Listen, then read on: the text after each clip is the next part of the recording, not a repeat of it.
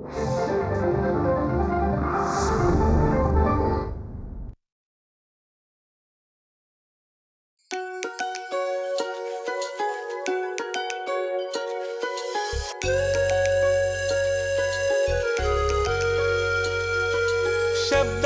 हे विश्व वेगळे, क्षणाक्षणाला साद घालते. कधी साजिरे स्वप्न सोहळे, मना मनाला वेड लावते.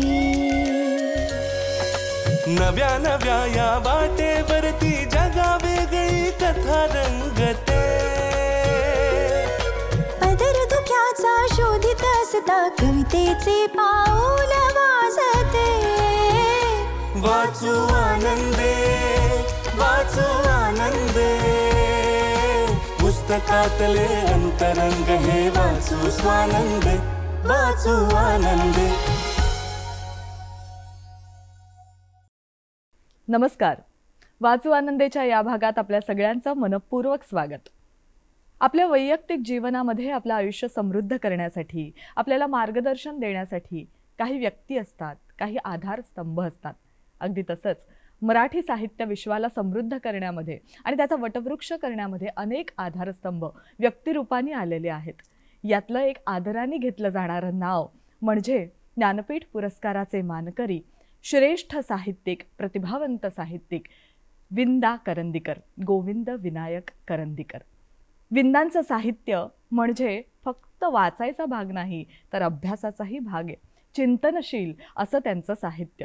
त्यांच्या साहित्याचं अभिवाचन करण्यासाठी आज आपल्याबरोबर आहेत विंदांच्याच स्नुषा आणि विधान परिषदेच्या विद्यमान उपसभापती डॉक्टर नीलमताई गोऱ्हे आणि प्रसिद्ध लेखक, कवी, गीतकार, प्राध्यापक प्रवीण दवणे. नमस्कार. नमस्कार. आपल्या दोघांचंही मनपूर्वक स्वागत आहे. दवणे सर आपलंही आणि नीलमताई आपलंही. धन्यवाद. आज वेळात वेळ काढून वाचू आनंदेच्या या भागात अभिवाचन करण्यासाठी आपण दोघेही इथे उपस्थित आहात. आणि अर्थात विषय आहे विंदा. जे विंदांच्या आठवणी नक्कीच नीलमताई तुमच्याकडनंही आणि दवणे सर तुमच्याकडनंही मला जाणून घ्यायच्या आहेत, कारण दोघांनाही सहवास लाभलाय. एकांना साहित्यिक सहवास आहे, एकांना वैयक्तिक सहवास लाभलेला आहे. नीलमताई, सुरुवात आपल्यापासून करूया. विंदांच्या काही आठवणी किंवा त्यांचा एकूणच साहित्य प्रवास बघताना, त्यांचं साहित्य जवळून अनुभवताना तुम्हाला आलेले काही अनुभव सुरुवातीला सांगाल का? माननीय विंदा करंदीकर हे माझे सासरे आहेतच, परंतु त्यांचं जे संपूर्ण साहित्यामधलं योगदान आहे त्यांच्या कार्याला मी सगळ्यात प्रथम आधी नमस्कार करते.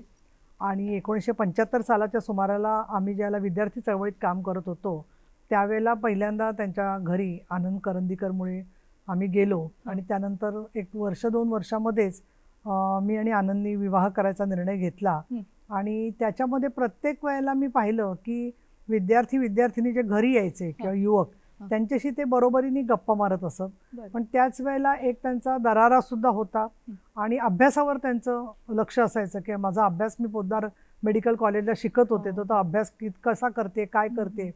त्यावेळेलाच माझी कथाही प्रकाशित झाली होती, पण मला ती माझी कथा प्रकाशित झाली आहे हे सांगण्याची काही हिंमत झाली नव्हती. पण नंतर मग हळूहळू काही वेळेला प्रकाशित झाल्यावर 10-15 वर्षांनी मला आठवतंय की लेख बरा झालाय तुझा, असं ते एकदा म्हणालेले मला आठवतंय.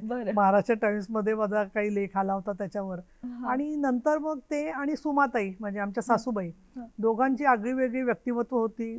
एक साहित्य सहवास मधलं एक वेगळ्या प्रकारचं वातावरण होतं आणि घरामध्ये अगदी एक काटेकोरपणा हा त्यांचा असायचा. त्यांची पुस्तकं ठराविक ठिकाणी असायची, त्याखेरीज घर टापटीप ठेवत असताना ते बरोबरीने लक्ष घालायचे. आणि त्याचबरोबर सुमाताई जे काय करायचा स्वयंपाक, तर आमच्या घरात एक नियम होता की जेवायला बसल्यावरती त्या स्वयंपाकाला नावं ठेवायची नाहीत कोणीही. त्याच्यामुळे अशा गोष्टी छोट्या छोट्या होत्या, पण त्याचबरोबर अतिशय प्रेमळ स्वभाव आणि अभ्यास, विद्यार्जन याच्याबद्दल मनामध्ये आदर हे त्यांचं कायम राहिलेलं आहे. आणि त्यामुळे त्यांच्या अनेक आठवणी माझ्यापाशी आहेत. वा वा. त्या आठवणींना उजाळा आपण आता या भागातनं पुढेही देणार आहोत नीलमताई. तुर्तास दवणे सर, म्हणजे विंदा, वसंत बापट आणि मंगेश पाडगावकर या त्रयींनी महाराष्ट्र गाजवला. म्हणजे काव्य वाचनाचा जो कार्यक्रम किंवा अनेक कार्यक्रम महाराष्ट्राच्या कानाकोपऱ्यात जाऊन या तिघांनी जे केले, तर त्यामुळे कवितांची खरी ओळख रसिक वाचकांना किंवा रसिक प्रेक्षकांना झाली. तर त्या कार्यक्रमाचा किंवा त्या कार्यक्रमामध्ये असेल किंवा पुढे जाऊन विंदांबरोबर व्यासपीठ गाजवण्याची संधी आपल्याला सुद्धा मिळालेली आहे. तर ते खरंच एक छान आठवण आहे तुमच्याकडे, ती सांगाल? खरं म्हणजे ही जी 3 नावं आपण घेतली, हो ती नावं म्हणजे माझ्या त्यावेळच्या तरुण पिढीचं ते एक दैवतच. हो म्हणजे जसं आपण त्रिमूर्ती म्हणतो हो, हो. दत्तात्रयाच्या, तशी ही कवितेतली आमचं एक दैवत असते. खरंय. विशेष म्हणजे आज गणेशोत्सवाला जे काही कार्यक्रम होतात, हो लोक उत्स्फूर्तपणे जातात, हं. ते कार्यक्रम कसे असतात तो भाग वेगळा. हो पण माझं भाग्य हे हं. की कथाकथन म्हटलं की दमा विराजदार शंकर पाटील, व्यंकटेश माडगुळकर, खरंय. आणि कविता वाचन म्हटलं हो. की कविश्रेष्ठ विंदा करंदीकर, मंगेश पाडगावकर आणि वसंत बापट. खरंय. म्हणजे अक्षरशः हो. कुठलाही दिवस हो. दीपोत्सव वाटावा आहा. अशा प्रकारे तो आनंद होता. खरं. आणि गंमत म्हणजे प्रत्येकाची शैली वेगळी, हं. आणि कार्यक्रम सादर करताना सुद्धा हं. मध्येच एकमेकाला टपल्या मारायच्या, मिश्किलपणे टिप्पणी करायची, तरी पण एकमेकाचा आदर जपायचा. खरंय खरंय. ही जी एक गंमत होती हो, त्यांच्यामध्ये, हो. ती माझ्या पिढीने अनुभवली. वा वा, खरोखर किती छान आठवण तुम्ही सांगितलीत. पण त्यांचं काव्य जसं गाजलं किंवा ते रसिकप्रिय ठरलं आणि त्या काव्याला अनेक म्हणजे शब्दांचे असतील किंवा मानाचे असतील, रसिकांचे असतील, पुरस्कार सन्मान हे लाभले. अगदी तसंच त्यांचे लेखही, त्यांच्या कथा, त्यांचे लघु निबंध, ज्यांना त्यांनीच एक नाव ठेवलेलं लघु नवल निबंध असंही ते म्हणायचे, तर तेही गाजले. त्यातलाच एक लेख आत्ता आपल्यापाशी आहे. 1965 साली आकाशाचा अर्थ हा कथासंग्रह, त्यांचा लघुनिबंध संग्रह प्रकाशित झाला आणि त्यातला एक लेख दवणे सर आपण सुरुवातीला वाचूया. आणि तो जो वाचतोय, हो. खरोखर वाचू आनंद आहे, तसं ते ऐकू आनंद पण होणार आहे. वा वा. कारण ऐकताना जो आनंद मिळतोय त्याच्यातूनच हो. आपले जे श्रोते आणि प्रेक्षक आहेत ते वाचनाकडे वळणार आहेत. खरं. आकाशाचा अर्थ हे शीर्षकातच एक काव्य आहे बघ, आहा. आणि या विशालतेचा, अथांगतेचा हो. अर्थ किती प्रकारे लागू शकतो. हं. म्हणजे धनश्रीताई एकाच वेळेला काव्य तर आहेच, हं. तत्वज्ञान आहे, चिंतन आहे, संवाद आहे, नाट्य आहे, आणि एवढ्या सगळ्याच्या नंतर सुद्धा त्याहूनही उरणारं असं एक मनोज्ञ, असं जाणीवाचं शोध घेणारं वा. एक दीपप्रज्वलन आहे. आहा. ऐकूया. खरंय. लेखाचं शीर्षक आहे आकाशाचा अर्थ. आकाशाचा अर्थ पाण्याला विचारावा, पण भलत्याच ठिकाणच्या पाण्याला तो सांगता येणार नाही. घालवलीतल्या ओझराच्या ओढ्यामधील धावत्या पाण्याला तो कसा समजणार. हा ओढा अजूनही अल्लडपणे बागडतो आहे. काठावरील उमराची फळं चेंडू सारखी झेलतो आहे. सीता चौरीचा पदर ओढतो आहे. केगादिशी लगट करतो आहे. आणि म्हराच्या धरणाजवळ आल्याबरोबर ब्रह्मदेवाच्या कोंडीत सूर मारून प्रत्येक वळणाला ढुशी देत मस्तीने धावतो आहे. अजून त्याला कसली समज आलेली नाही. म्हणजे समज आलेली नाही सांगितले कसं पहा. वडीलधाऱ्या वृक्षांबद्दल याला अजूनही आदर नाही. मला वाटतं जन्मभर असाच राहणार. नाहीतर स्थानेश्वराच्या वडाजवळून पुढे जाताना त्यांनी इतकी खळखळ केली नसती. तो थोडा तरी दबकला असता. आकाशाचा अर्थ पाण्याला कळतो, पण स्वतःच्या गतीने बेहोश होऊन स्वच्छंदपणे खिदळत जाणाऱ्या या वाहत्या पाण्यात त्याचं प्रतिबिंब पडू शकत नाही. म्हणूनच आकाशातून येऊनही गंगेला आकाशाचा अर्थ समजला नाही. तिला तो समजला असताना तर हिमालयापासून समुद्रापर्यंत ती वाहिलीच नसती. तिने वाहण्याचं नाकारलं असतं. आणि भगीरथाला आकाशाचा अर्थ कळला तर त्यांनी तिला पृथ्वीवर आणण्याचा पोरकट हट्ट धरला नसता. त्याच्या इच्छांचेच आकाश बनते. क्या बात आहे. वा. त्याच्या इच्छांचेच आकाश बनते. मग आपले पितर आणि पौत्र हे समकालीन आहेत ही गोष्ट त्याला उमगली असते. आकाशाचा अर्थ कळला. आकाशाचा अर्थ कळला की आकांक्षांचे इंद्रधनुष्य हळूहळू विरघळून जाते. फक्त फक्त तो निळा बाण तेवढा शिल्लक राहतो. आणि प्रकाश वेगाने तो आपल्या भोवतीच प्रदक्षिणा घालू लागतो. त्यानंतर आपला प्रत्येक श्वासोश्वास फक्त या विश्व प्रदक्षिणा मोजीत बसतो. आणि तरी सुद्धा एकदा एकदा आकाश गंगेमध्ये वितळले होते. पण ती गंगा बापूच्या 2 डोळ्यांतून वाहत होते. होय, बापूच्या 2 डोळ्यांतून वाहत होते. क्षयाने झिजत झिजत शेवटी तो आकाशाच्या काळ्या उंबरठ्यापर्यंत पोहोचला होता. त्याला चालवत नव्हतं, विशेष बोलवतही नव्हतं, पण त्याचे ओठ हलले म्हणून मी कान जवळ नेला.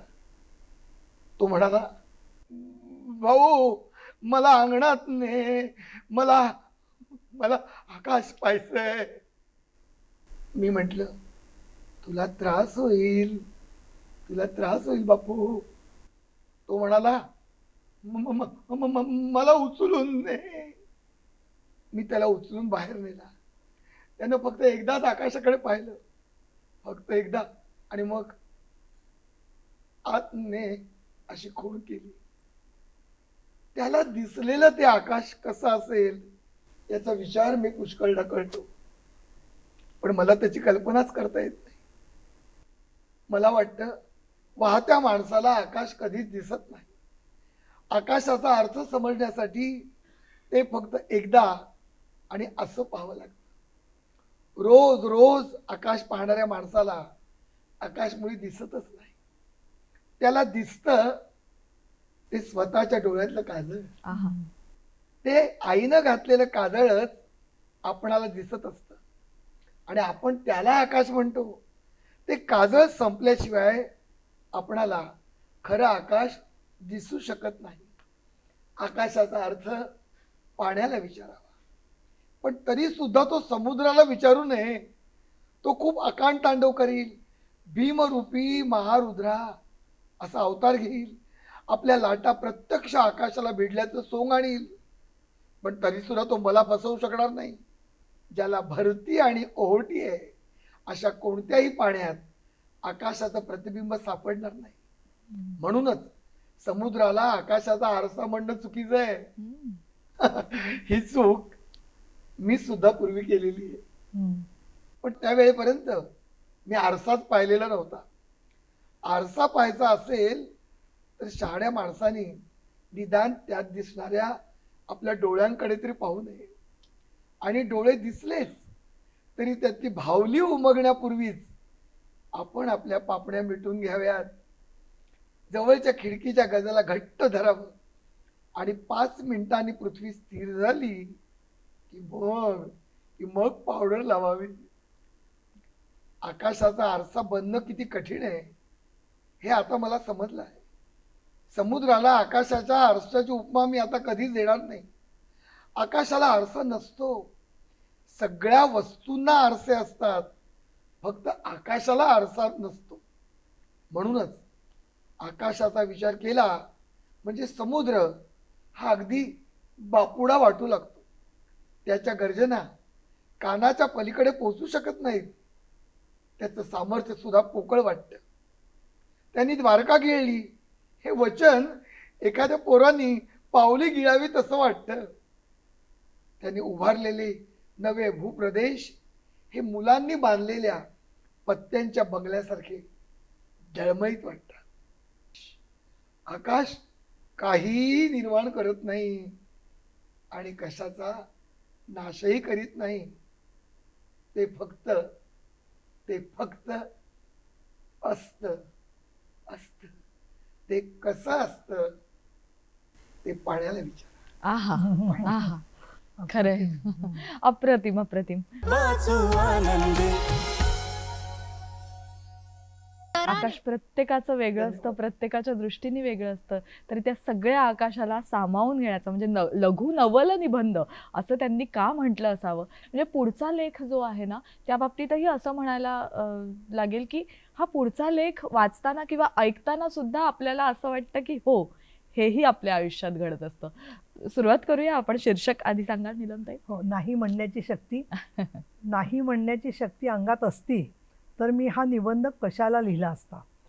आणि नाही म्हणण्याची शक्ती संपादकांच्या अंगात असते तर हा छापला तरी कशाला गेला असता. दिवाळी अंकांची साथ सुरू होताच नाही म्हणण्याची शक्ती नाहीशी होऊ लागते. आणि लेखकांच्या आणि संपादकांच्या विनयी स्वभावामुळे बहुप्रसवा स्त्रीच्या नशिबी येणारी बहुतेक दुःखे प्रतिभेला भोगावी लागतात। ऐन दिवाळीच्या दिवसात प्रतिभेला मात्र अंधाऱ्या खोलीत पडून राहावे लागते। सगळ्यांना आनंदी ठेवण्याच्या विचाराने तिचा जीव बेजार होतो। तिच्या अपत्यांची संख्या वाढत जाते, पण ती सगळीच मुडदूस होऊन जन्मलेली दिसतात। जुन्या भांड्यांची ही नवी आदळआपट संपली नाही तोच नवी दिवाळी, आणि नवी दुःखे तिच्या डोळ्यासमोर दिसू शकतात। आता प्रतिभेच्या या विटंबनेला नेहमी तिचा विनयच जबाबदार असतो असे मात्र नाही। क्वचित अहंकार असतो, क्वचित प्रदर्शनीयता असते, क्वचित प्रसिद्धीची हाव असते, क्वचित पण फारच क्वचित आर्थिक ओढगस्तही असते। मात्र सर्वात प्रभावी कारण प्रतिभेच्या अंगात नाही म्हणण्याची शक्ती नसते हेच होय। संपादकाने आग्रह केला की नाही म्हणण्याचे साहस लेखकाला करवत नाही, आणि प्रथितयश लेखकाकडून मुद्दाम मागवून घेतलेले लिखाण नाकारण्याचे धैर्य संपादकाजवळ नसते। दोघांचीही प्रतिकार शक्ती पार खच्ची झालेली असते। हा विकार लेखकापुरता मर्यादित राहिलेला नाही। आपल्या समाजातील नाही म्हणण्याची शक्ती फार मोठ्या प्रमाणावर नष्ट झाली आहे असे आपल्याला म्हणावे लागेल। प्राथमिक शिक्षकापासून पंतप्रधानापर्यंत, म्हणजे समाजाच्या खालच्या टोकापासून वरच्या टोकापर्यंत सर्व प्रकारच्या लोकांना नाही म्हणण्याची जबरदस्त भीती वाटते। प्राथमिक शिक्षक पाटलाला भीतो, हे जातीवाचक नाही बरं, तर पंतप्रधान दुसऱ्या कोणाला भीतो। कोणी अधिकाऱ्यांपुढे नांगी टाकतो, तर कोणाला भांडवलदाराची भीती पडते। मग नापास झालेली पोरे वरच्या वर्गात चढू शकतात। कोणत्याही कामाला नालायक ठरलेले लाळगोटे प्रतिष्ठित अधिकारी बनू लागतात, आणि देशी बाजारात न खपणारा माल परदेशी अड्ड्यावर नव्या शिक्क्याखाली उतरवला जातो। मध्येच एखादा असंतुष्ट आत्मा डोक्यात राख घालून त्रागा केल्याचे सोंग आणतो, पण त्या त्रागातील विदूषकी ढंग फार वेळ लपत नाही। सात्विक संतापाचा हा नाटकी आविर्भाव सुद्धा भीतिग्रस्त असण्याचे संभव असतो। कोणता मोठा हत्ती कोणत्या बारक्या मुंगीला भीत असेल, कोणी सांगावं? नाही म्हणण्याच्या शक्तीचा ऱ्हास हे आपल्या सामाजिक आणि राजकीय जीवनातील खरे वैगुण्य आहे। लाचलुचपत किंवा वशिलेबाजी ही या विकाराची बाह्य लक्षणे आहेत। नाही म्हणण्याची शक्ती जवळ नसल्याने एखादी घोरपड गळ्यात पडलेले नवरे काय थोडे असतील? नाही म्हणण्याची शक्ती क्षीण झाल्याने उधारी आणि गिराईके ही दोन्ही वाढत जाऊन त्याचे पर्यवसान दिवाळ्यात झाल्याची उदाहरणे काय कमी आहेत? मराठी वाङ्मयात अभिजात कलाकृतींची अगर संशोधक साहित्याची भर घालू शकणारे काही लेखक अध्यक्षपदाची घाऊक आणि किरकोळ कंत्राटे घेताना दृष्टीस पडतात, ते तरी कशामुळे? ज्या प्रमाणात त्यांची प्रतिष्ठा आणि प्रसिद्धी वाढत जाते, त्या प्रमाणात त्यांची नाही म्हणण्याची प्रतिकारात्मक शक्ती नष्ट होत जाते असेच म्हटले पाहिजे। पण तरी मी निराश नाही, कारण माझ्या आशेचं उगमस्थान नाजूक असलं तरी निश्चित आहे पुरुषांपेक्षा स्त्रियांची नाही म्हणण्याची शक्ती मुळातच फार दांडगी आहे। आपल्या स्त्रियांची नाही म्हणण्याची शक्ती दिवसेंदिवस वाढते आहे, आणि त्या शक्तीचा सध्या होत असलेला नाजूक गुलाबी आविष्कार पुढे मागे आपल्या राजकीय आणि सामाजिक जीवनात अगदी निराळ्या स्वरूपात प्रगट झाल्या वाचून राहणार नाही। स्त्रियांच्या हातात सत्ता गेली तर एवढा तरी इष्ट परिणाम निश्चित घडून येईल। नाही म्हणण्याच्या त्यांच्या सहज प्रेरणेमुळे लाचलुचपतीला आणि वशिलेबाजीला थोडा तरी आळा निश्चित बसेल। नाही स्वरूप जनतेचं राज्य येईल तेव्हा येऊ, पण तोपर्यंत तरी हा प्रयोग पाहण्यासारखा आहे। म्हणून मागायचं असेल तर एवढंच मागा, हे परमेश्वरा नाही म्हणण्याची शक्ती दे। वाह वाह। वाचू आनंदी आणि त्यात त्यांनी म्हणजे स्त्रियांकडे ती शक्ती कशी जास्त आहे। नीलमताई, ज्या क्षेत्रात वावरताना नाही म्हणण्याची शक्ती अंगी असणारा कलाकार सुद्धा तुमच्यात असायला हवा। त्यांच्या काही साहित्यकृती म्हणजे त्यांचं सगळंच साहित्य हे गाजलं, रसिकप्रिय ठरलं, वाचकप्रिय ठरलं, पण तरी काही साहित्यिक त्यांच्या काही साहित्यकृतींमुळे जास्त लोकप्रिय असतात। त्यातली एक साहित्यकृती म्हणजे स्वेदगंगा। 1949 साली स्वेदगंगा प्रकाशित झालं। त्यातलं काव्य दवडे सरत आपण वाचूया।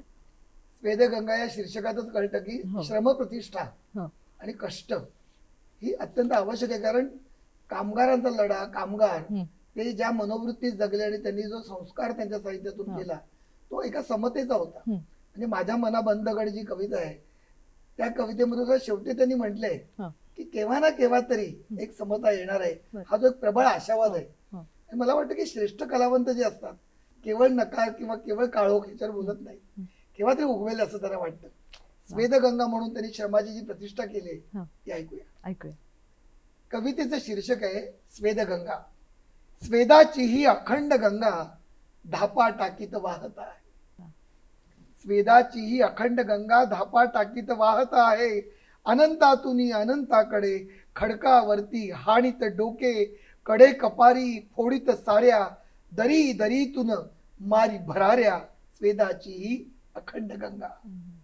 स्वेदाची ही अखंड गंगा देश धर्म रक्ताचे सारे, फोडीत धरणे नि बंधारे, भिजवित माती काळी गोरी, पहा धावते अखिल जगावर, जीवन नौका नाचे त्यावर. स्वेदाची ही अखंड गंगा. स्वेदाची ही अखंड गंगा दिवसा रात्री सांज सकाळी, जशी हिवाळी तशी उन्हाळी, वाहत होती वाहत राहे. उफाळलेली नागिण जैशी, जो जो तुडवी त्याला दंशी. उफाळलेली नागिण जैशी, जो जो तुडवी त्याला दंशी. कृषी वलाची पण प्रतिष्ठा आहे. काय लिहिले? स्वेदाची ही अखंड गंगा शेतातील त्या अवता मागून, गिरण्यांच्या यंत्रांच्या जवळून, खाणींतून वा खडगा मागून, बेभान पुढे वाहत धावे, बुजवित शिक्के बुजवित नावे. स्वेदाची ही अखंड गंगा खणीत डोंगर भरीत डबरे, समान करुणी भवती सारे. युगा युगांतून प्रवाह बदलित, परमेच्छेचा विकास साधी. आणि मग पुढे धुळीस मेळवी जुलमी गादी. आणि मला इथे भारत आंब्यांची कविता आठवली. जळ तडागी सडे बुडबुडे तडतडे, शांती ही बापुडी बडबडती जनकिडे, दे जयांचे तया रुद्रा दमदमत डमरुये. बघा महाकवीचं नातं कसं असतं. आणि शेवटी म्हणतात स्वेदाची ही अखंड गंगा तांबड माती काळे पाणी, गात नवी क्रांतीची गाणी, विविध दिशांनी विविध मुखांनी विविध दिशांनी.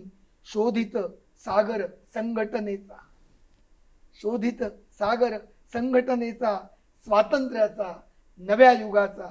स्वेदाची ही अखंड गंगा धापा टाकीत वाहत आहे वाहत आहे.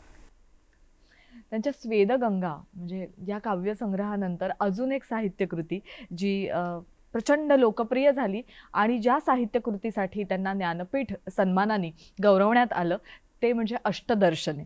अष्टदर्शने मधलं एक काव्य नीलमताई आता तुमच्याकडे आहे, तर ते घेऊया आपण. इतिहास म्हणजे योजना ईश्वरी, प्रत्यक्षात पुरी होत जाणे. मानवी स्वातंत्र्य क्रमशः आणणे, हेच असे त्याने योजलेले. संपूर्ण पहिली रानटी अवस्था, कायदा व व्यवस्था तिथे आली. त्यासाठी लागली राज्ये ही निर्मावी, सक्ती ही करावी आणि हिंसा. म्हटलं तर खूप कठीण तत्वज्ञान त्यांनी सोप्या भाषेत मांडलेलं आहे.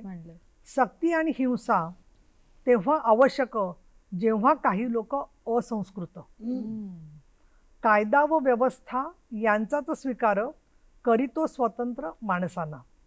त्यांना तर स्वातंत्र्य त्या अवस्थेत, बाकी गुलामी तर राहणार. मुळात स्वतंत्र माणसाचे मन सर्व अर्वाचीन मानते हे. जे एका अर्थाने जे राज्यघटनेत मानलेलं आहे त्याचाच एक कवितेतून हेगेलच्या कॉन्टेक्स्टमध्ये त्यांच्या संदर्भात हा आविष्कार झालेला आहे. मुळात स्वतंत्र माणसाचे मन सर्व अर्वाचीन मानती हे. अर्वाचीनांपुढे कार्य असे थोर, सर्वांस स्वातंत्र्य भेटविणे. सर्वांना व्हावया स्वातंत्र्याची प्राप्ती, नव्या संस्था असती आवश्यक. आव्हान हे असे अर्वाचीना पुढती, त्यांचीच निर्मिती करण्याचे. सत्सत सद्बुद्धीची अर्वाचीना काळी, महत्ता वाढली ख्रिस्तामुळे. सत्सत सद्बुद्धी आणि नियम सर्वमान्य. याच्यावरती व्याख्यान झालं असतं तर खूप दुर्बोध झालं असतं, पण कवितेमधून फार शब्दबद्ध समजून घेऊन त्याचा जबरदस्त आविष्कार विंदांनी केलेला आहे. याचे समाधान करणारी व्यवस्था निर्मिणे हे थोर आव्हान असे अर्वाचीन राज्यशास्त्रा. केंद्रीकरणाने गुलामी येईल, निरंकुशता निर्मिल स्वैराचार. ॲब्सोल्यूट पॉवर करप्ट्स, जे नेहमीची चर्चा आपल्याकडे आहे. दोन्ही दोष ज्यात टाळले जातील तेच विवेकशील असे राज्य. सार्वत्रिक आणि वैयक्तिक श्रेय यांचा समन्वय साधणाऱ्या हेगेल प्रणित राज्याचे वर्णन आहे प्रशियाहून फार भिन्न. कुटुंब व श्रेणी या संस्था त्यात ठरती पायाभूत महत्वाच्या. कारण नागरिक त्याच संस्थातून घेतसे शिक्षण समन्वयाचे. मर्यादित राजसत्ता संसदीय शासन लक्षणे ही दोन त्या राज्याची. प्रत्यक्षामधील सर्व राज्याहून हे राज्य भिन्न हेगेलचे. मला असं वाटतं उपसभापती म्हणून सगळे संसदात्मक कविता वाचन करता येणं. हेगेल आणि सगळा त्यांचा संदर्भ आता काळानुसार बदललेला आहे. परंतु लोकशाही, लोकशाहीतल्या लोकांचं म्हणणं, माणसाचं व्यक्ती स्वातंत्र्य आणि सामूहिक स्वातंत्र्याचा समन्वय आणि त्याचा समतोल आणि त्यामधलं प्रत्येक माणसाच्या प्रती असणारं कर्तव्य याचा फार सुंदर आविष्कार या कवितेमधून झालेला आहे. आणि अष्टदर्शन हे संपूर्णच त्यांचं जे काव्य आहे त्यामध्ये त्यांनी वेगवेगळ्या विचारशैली ज्या आहेत त्या विचारशैलींची त्यांना जे आवडलं ते त्यांनी शब्दबद्ध सर्जनशील पद्धतीने केलेलं आहे. एक विचारही दिलाय, त्याला काव्य रूपात गुंफलेलं देखील आहे. आणि त्यामुळे विंदांचं प्रत्येक काव्य वाचताना, त्यांचा लेख वाचताना आपल्यालाही काहीतरी वेगळं उमगत जातं. विंदांचं हे साहित्य पुढच्या भागातही अनुभवायचं आहे. मात्र या भागात आपण दोघांनी उत्तम साथ दिलीत, त्याबद्दल आपले खूप खूप धन्यवाद. धन्यवाद. धन्यवाद.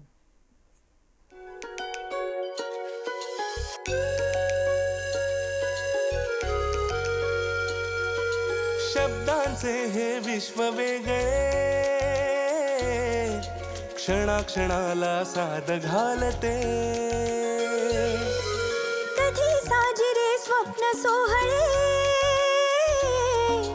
मना मनाला वेड लावते. नव्या नव्या या वाटेवरती जगा वेगळी कथा रंगते. पदर धुक्याचा शोधित असता कवितेचे पाऊल वाजते. वाचू आनंदे, वाचू